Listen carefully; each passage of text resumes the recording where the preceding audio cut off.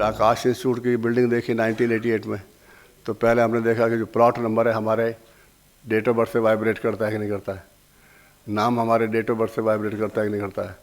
हर चीज़ में date of birth को मैंने कंसिडरेशन में रखा। इसके बाद फिर जब टीचर अपॉइंट किए, उनकी डेट ऑफ बर्थ देखनी शुरू की। तो अगर लकी हैं तो उनको रखा, नहीं है तो उनको कॉल ही नहीं किया। तो पहला पैरामीटर ही डेट ऑफ बर्थ का था। तो मेरे सारे जितने भी सिलेक्शन हुए 20 साल तक, without date of birth I did not take a single person.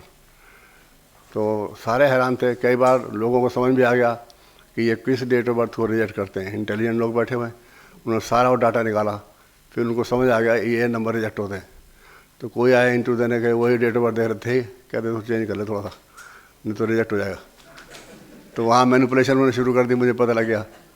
तो this is how I found कि मेरा ये कंसेप्ट था कि आपके पास लकी लोग अगर आएंगे तो वो आपके भाग्य के साथ रेजोनेंस करेंगे और आपके भाग्य को ऊपर ले जाएंगे। अनलकी आएगा, आपके भाग्य को लेके चला जाएगा। तो इसलिए 70% तो कम से कम मुझे एक्यूरेसी थी, मेरी कैलकुलेशन ठीक होगी। 30% गलत भी अपॉइंट हो सकते हैं, तो लेकिन परसेंटेज ज़्यादा पॉजिटिव थी तो मैंने इसको लिया। और 20 साल तक एक भी बंदा ऐसा नहीं था जो कि जिसकी डेट ऑफ बर्थ मेरे प्लेनेट से वाइब्रेट नहीं करती हो। They were all harmonious with my date of birth. फिर जब मेरे बेटे ने टेक ओवर किया, आकाश ने 10 साल पहले, तो उन्होंने कुछ तो मैं देख लेता था, कुछ को टाइम नहीं मिला, तो ऐसे लोग अपॉइंट हो गए। तो अपॉइंटमेंट के बाद मैंने देखा कि अब स्ट्रेंथ हमारी 6,500 एम्प्लॉय की हो गई है।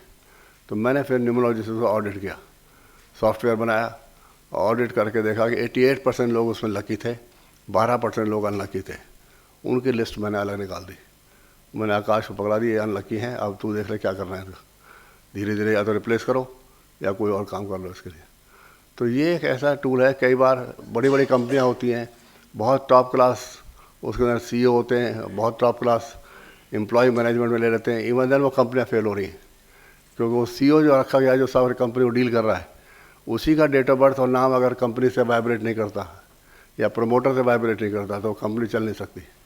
तो मैं इसको ऑडिट करने का एक प्रोफेशनली भी शुरू करूँगा कि जिनकी स्ट्रेंथ 1000 से 2000 के बीच में या ज़्यादा है, they can get audit and find out who are the one who are not having their luck vibrating parallel with the CEO or other people also.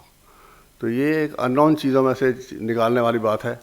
मैं अभी सिंगापुर भी गया, लंदन भी गया, दुबई भी गया, कई कंट्रीज़ में गया न्यूमरोलॉजी में लेक्चर देने के लिए। तो मैंने देखा कि इसमें इंटरेस्ट सभी को आता है जानने के लिए फ्यूचर के बारे में। तो देन मैं I started learning with Chinese numerology. वैदिक न्यूमरोलॉजी के बाद मुझे चाइनीज़ न्यूमरोलॉजी पढ़ने का मौका मिला। बहुत किताबें पढ़ी, प्रैक्टिस भी किया उसमें 2 साल से। तो 15% जो एक्यूरेसी और बढ़ गई मेरे कैलकुलेशन में। पहले 70 था, 85% हो गई।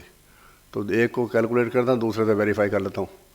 तो इस तरीके से ये साइंस जो है काफ़ी मुझे बिज़नेस में ग्रोथ करने में हेल्प मिली और इतनी बड़ी कंपनी का एम्पायर बनने में हेल्प मिली। नहीं तो आप इमेजिन नहीं कर सकते कि स्कूल के अंदर, गवर्नमेंट स्कूल में एक टीचर वो कंट्री के अंदर 2.5 लाख बच्चे और 2200 सेंटर चला सकता है, ऐसा ब्रांड बना सकता है, ये ह्यूमनली पॉसिबल नहीं है, इम्पॉसिबल है। इसमें माता वैष्णो देवी का अद्भुत कंट्रीब्यूशन रहा है, उसके बगैर तो पॉसिबल था ही नहीं। खैर, ये तो निश्चित बात है। पेरेंट्स की ब्लेसिंग रही है, यारों दोस्तों का प्यार रहा है, सहयोग रहा है सबका, और मेहनत तो सब लोग करते, मैं भी करता रहा हूँ। 12 घंटे 14 घंटे डेली काम कर रहा हूँ, आज भी कर रहा हूँ मैं। आज मुझे 47 ईयर हो गए, लेकिन 12 घंटे से पहले मैंने काम नहीं किया। तो मेहनत, मेरे से ज़्यादा इंटेलिजेंट लोग पढ़े हुए हैं, लेकिन उनके भाग्य में ऐसा कुछ नहीं है। तो शायद उसके ऊपर मेरे ऊपर जितनी कृपा रही है भगवान की, उन पर उसकी कम रही है, या पिछले जन्मों के कुछ कर्म किए वो ठीक रहे हैं। यार दोस्त भी बहुत अच्छे मिले और उन्होंने सलाह दी सही तरीके से। तो ये जब भी किसी आदमी को सफलता अद्भुत मिलती है, उसमें कुछ करैक्टर ज़रूर होने चाहिए। पहली चीज़, उस आदमी के अंदर किसी काम को करने का पैशन मस्ट है। बिना पैशन के कोई आदमी अद्भुत सफलता नहीं लेता। पैशन का मैं हमेशा कहता हूँ पागलपन। जिस काम के पीछे लग गए बस लग गए, फिर दूसरा काम दिमाग में नहीं आता, दूसरा ख्याल भी नहीं आता। मैं एक ही समय पे एक ही काम किया लाइफ में, 2 काम नहीं कर पाया। एक काम लिया, पूरी तरह से उसको अचीव किया, फोकस किया, फिर दूसरा काम शुरू किया, फिर तीसरा किया, 1 by 1 I used to do. कई लोग मल्टीटास्किंग करते हैं, एक समय में 6 काम कर लेते हैं, तो मेरे बस का तो है नहीं। मैं तो सारा दिमाग एक ही जगह लगाता हूँ ताकि उसमें क्वालिटी अच्छी आ जाए और जल्दी अचीव हो जाए, उसके बाद दूसरे काम को लेना चाहिए। तो एक अद्भुत पैशन बहुत ज़रूरी है। और दूसरी बात यह कि पेरेंट्स के अलावा गॉड की ब्लेसिंग्स भी बहुत ज़रूरी हैं। बिना गॉड के ब्लेसिंग्स के कोई भी आदमी अद्भुत सफलता नहीं, सफल तो हो सकता है लेकिन अद्भुत जो है वो नहीं ले सकता। जिसका कि ख्वाबो ख्याल में ना हो, वो चीज़ें हो जाएं तो अद्भुत ही उसको कहा जाएगा। और उसको हमेशा ही ध्यान रखना चाहिए कि लाइफ चलाने के लिए एक बेसिक बुनियादी प्रिंसिपल होने चाहिए। ASL मैं चलूँ रहूँ ना रहूँ, लेकिन उसके 3 फंडामेंटल पे इसको मैंने टिका रखा है। नंबर 1, स्टूडेंट को, कस्टमर को गॉड से कम मत समझो। गॉड तुम्हारी जब हेल्प करता है, कैसे खुद तुम्हारे सामने आ जाए तो दिखाई नहीं देगा, तो कैसे हेल्प करता है? वो किसी को आपके पास भेजता है, वो आपको सहारा बनता है, तो गॉड के भेजे हुए होते हैं। तो हमारे घर जो चलता है, हमारे बच्चों का खाना चलता है, कार का पेट्रोल चलता है, वो स्टूडेंट की फ़ीस से चलता है और कोई साधन नहीं है। तो वो पैसे देते हैं तो इसके मतलब हमारे लिए वो गॉड है। तो गॉड के सामने जो है आप हमेशा ही रिस्पेक्टफुल रहें और हमेशा उनकी सेवा करें। That is the first motive. God ही नाराज़ हो गए तो फिर क्या होगा? अब कई बार बच्चे डाउट पूछने के लिए क्लास में आते हैं, टीचर जो है जानबूझ के टिफ़िन खोल के बैठ जाएगा ताकि खाता दे के मेरे से डाउट ना पूछे, या उठ के वॉशरूम चला जाएगा। तो मैंने कहा भैया अगर तुम्हारे सामने भगवान खड़ा था तब भी टिफ़िन खोल के बैठ जाओगे?